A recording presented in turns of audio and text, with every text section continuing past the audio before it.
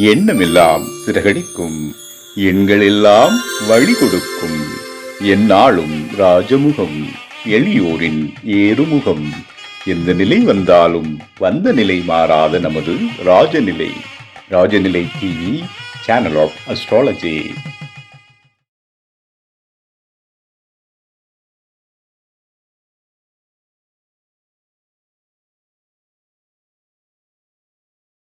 வாழ்க தமிழ், வளர்க ஜோதிடம். அனைவருக்கும் அன்பான கலை வணக்கம்.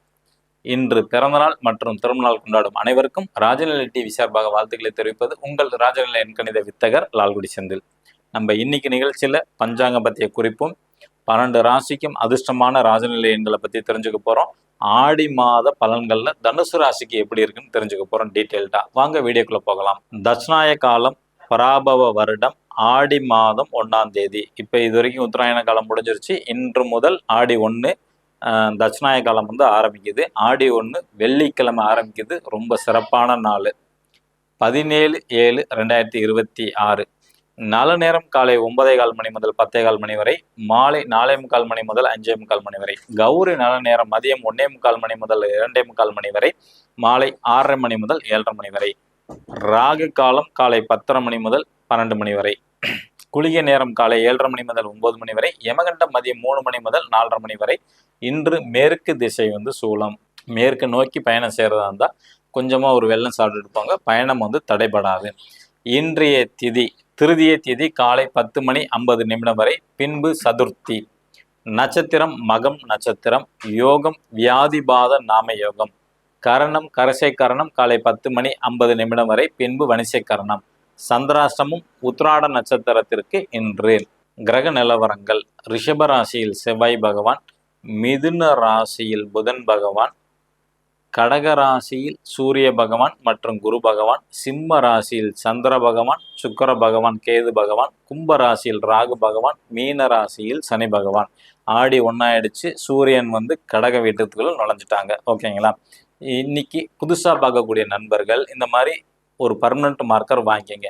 இந்த மார்க்கரை பயன்படுத்தி உங்கள் வாழ்க்கைக்கு என்ன தேவை, திருமணம் நடக்கணுமா, உங்களுக்கு இருந்தாலும் சரி, அல்லது நீங்கள் பார்க்கக்கூடிய பெற்றோர்கள் இருக்கீங்க, உங்கள் குழந்தைக்கு நடக்கணும்னாலும் சரி, அதே மாதிரி குழந்தை பாக்கியம் வேணுமா, இடமாற்றம் வேணுமா, இடத்த விற்கணுமா, வீடு வாங்கணுமா, நகையை மீட்கணுமா, கொடுத்த பணம் வேணுமா, இது மாதிரி உங்களுக்கு வாழ்க்கையில் எந்த கேள்விகள் இருந்தாலும் அதுக்கு ஒரே தீர்வு நம்ம ராஜநிலையோட அதிர்ஷ்டமான எண். மணிக்கட்டில் எழுதிட்டு வாங்க. 100 நாளில் உங்களுக்கு காரியம் வெற்றி அடையும். ஒவ்வொரு நாளும் நம்பர் மாறும். அதனால நீங்கள் டெய்லி வீடியோ பார்க்குற மாதிரி தான் இருக்கும். ஓகேங்களா? உங்கள் ராசி அல்லது உங்களுக்கு லக்னம் தெரிஞ்சால் ரொம்ப அற்புதம். அந்த நம்பரை மணிக்கட்டில் எழுதுங்க. எழுதும்போது உங்களுக்கு என்ன தேவைங்கிறத நினச்சிக்கிட்டு எழுதுங்க. என் குழந்தைக்கு திருமணம் நடக்கணும், நன்றி இறைவா, அளவுதான். அதே மாதிரி நாங்கள் கொடுத்த பணம் வரணும், நன்றி இறைவா. யாருக்கு கொடுத்தீங்களோ அவங்க பேரை சொல்லிட்டு எழுதுங்க. இது மாதிரி டெய்லி செஞ்சுட்டு வரும்போது கண்டிப்பாக 100 நாளில் சக்ஸஸ் ஆகும். சில பேர் கடன் அடையணும்னு நினச்சிக்கிட்டு எழுதாதீங்க. அப்போ கடன் அடையாது, கடன் உருவாகும். அப்போ நல்ல வருமானம் எனக்கு தேவைன்னு நினச்சிக்கிட்டு நீங்கள் எழுதுங்க. நிச்சயமாக வாய்ப்புகள் கிடைக்கும். மேச ராசி அல்லது மேச லக்னத்தில் பிறந்த நண்பர்கள் இன்று பயன்படுத்த வேண்டிய ராஜனின் அதிர்ஷ்டமான எண் 12. ரிஷப ராசி அல்லது ரிஷப லக்னத்தில் பிறந்த நண்பர்கள் இன்று பயன்படுத்த வேண்டிய ராஜனின் அதிர்ஷ்டமான எண் 08. மிதுன ராசி அல்லது மிதுன லக்னத்தில் பிறந்த நண்பர்கள் இன்று பயன்படுத்த வேண்டிய ராஜனின் அதிர்ஷ்டமான எண் 52. கடக ராசி அல்லது கடக லக்னத்தில் பிறந்த நண்பர்கள் இன்று பயன்படுத்த வேண்டிய ராஜனின் அதிர்ஷ்டமான எண் 45. சிம்ம ராசி அல்லது சிம்ம லக்னத்தில் பிறந்த நண்பர்கள் இன்று பயன்படுத்த வேண்டிய ராஜனின் அதிர்ஷ்டமான எண் 72. கன்னி ராசி அல்லது கன்னி லக்னத்தில் பிறந்த நண்பர்கள் இன்று பயன்படுத்த வேண்டிய ராஜனின் அதிர்ஷ்டமான எண் 66. துலா ராசி அல்லது துலா லக்னத்தில் பிறந்த நண்பர்கள் இன்று பயன்படுத்த வேண்டிய ராஜனின் அதிர்ஷ்டமான எண் 79. விருச்சிக ராசி அல்லது விருச்சிக லக்னத்தில் பிறந்த நண்பர்கள் இன்று பயன்படுத்த வேண்டிய ராஜனின் அதிர்ஷ்டமான எண் 90. தனுசு ராசி அல்லது தனுசு லக்னத்தில் பிறந்த நண்பர்கள் இன்று பயன்படுத்த வேண்டிய ராஜனின் அதிர்ஷ்டமான எண் 84. மகர ராசி அல்லது மகர லக்னத்தில் பிறந்த நண்பர்கள் இன்று பயன்படுத்த வேண்டிய ராஜனின் அதிர்ஷ்டமான எண் 95. கும்ப ராசி அல்லது கும்ப லக்னத்தில் பிறந்த நண்பர்கள் இன்று பயன்படுத்த வேண்டிய ராஜனின் அதிர்ஷ்டமான எண் 16. மீன ராசி அல்லது மீன லக்னத்தில் பிறந்த நண்பர்கள் இன்று பயன்படுத்த வேண்டிய ராஜநிலையின் அதிர்ஷ்டமான எண் 29. இது காமனான ராஜநிலையோட அதிர்ஷ்டமான எண் தான். உங்க ஜாதகப்படி உங்களுக்கு அதிர்ஷ்டமான செல்போன் நம்பர் வேணுமா, அதிர்ஷ்டமான பாஸ்வேர்டு வேணுமா, கீழே உள்ள நம்பருக்கு கான்டாக்ட் பண்ணுங்க. கட்டணம் செலுத்தி தான் எடுத்து தரப்படும். ஓகேங்களா? இன்னைக்கு நம்ம ஆடி மாத பலன்கள் பார்த்துக்கிட்டு இருக்கோம். தனுசு ராசிக்கு எப்படி இருக்குன்னு தெரிஞ்சுக்க போறோம். உங்களோட ராசிநாதன் குரு பகவான் 8ஆம் இடத்துல போய் மறைஞ்சு உச்ச நிலையில் அடையிறாங்க. உங்க ராசியை பார்த்தீங்கன்னா செவ்வாய், புதன், ராகு பிளஸ் சனி பகவான் பார்க்குறாங்க. அதனால வாழ்க்கையில பல மாற்றங்கள் நிச்சயமாக நடக்கும். உங்களுக்கு மாற்றம்ங்கிறது ஏமாற்றம் வராமல் நீங்கள் பார்த்துக்கணும். என்ன சார் கடந்த 10 வருஷமா தனுசு ராசிக்கு போட்டு அடிச்சிருச்சு அப்படின்னு நீங்கள் நினச்சிட்டு இருப்பீங்க. 7ஆம் சனி பகவான்லேருந்து எல்லாம் நடக்குதுன்னு. உண்மைதான். உங்களோட ராஜநிலை என்னப்படி செல்ஃபோன் நம்பர் இருந்தால் உங்களோட வாழ்க்கையில் மாற்றம் உண்டு. அல்லது அட்லீஸ்ட் நம்ம வீடியோ பார்க்குறவங்க இந்த அதிர்ஷ்டமான என்ன மணிக்கட்டில் எழுதுங்க, நல்ல அமைப்பை கொடுக்கும். ஓகேங்களா? உங்களுக்கு வயிறு சம்பந்தப்பட்ட தொந்தரவு வராமல் பார்த்துக்கணும் இந்த ஆடி மாதத்தில் பொறுத்த வரைக்கும். ஓகேங்களா? அதே மாதிரி வண்டி வாகனத்தில் போகும்போது கவனமாக செல்லுங்க. இந்த ஆடி மாதத்தில் பொறுத்த வரைக்கும் உங்களோட முயற்சிகள் அனைத்தும் வெற்றி அடையும். ஆனால் குறுக்கு வழியில் முயற்சி மட்டும் செய்யாதீங்க. ஓகேங்களா? புனித ஸ்தலத்துக்கு, அதாவது கடலோர பகுதி அப்படிங்கிற இடங்கள், திருச்செந்தூர், கன்னியாகுமரி, வேளாங்கண்ணி இந்த மாதிரி இடங்களுக்கு போங்க. ஆனால் குளிச்சா கவனமாக குளிக்கணும். முன்னாடி நின்று குளிச்சுட்டு வந்துடணும். ஓகேங்களா? இந்த மாதிரி பண்ணும்போது உங்களுக்கு வாழ்க்கையில் நல்ல மாற்றங்கள் உண்டு. சேஃப்டியாக தான் குளிக்கணும். கடலில், ஆறு, குளத்துலலாம் கவனமாக இருக்கணும். ஓகேங்களா? மாணவர்களுக்கு எப்படி இருக்கும் அப்படின்னு கேட்டிங்கன்னா, மாணவர்களுக்கு கொஞ்சம் சுமார் சோம்பல்தனம் அதிகமாக தான் இருக்கும். ஆனால் இருந்தாலும் வெற்றி கடைசி நேரத்தில் கிடைச்சிடும். பயப்பட வேண்டாம்.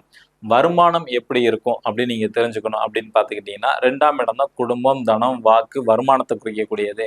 சனி பகவான் தான் வராங்க. அவர் 4ஆம் இடத்துல பயணம் செய்கிறாரு.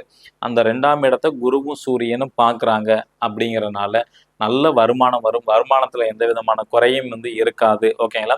குடும்பத்தில் ஒரு சில பேர்த்துக்கு பரிசு பொருள் கிடைக்கும், புகழ் கிடைக்கும், அல்லது புகழ்பெற்ற மனிதர்களோட தொடர்பு கிடைக்கும். ஓகேங்களா?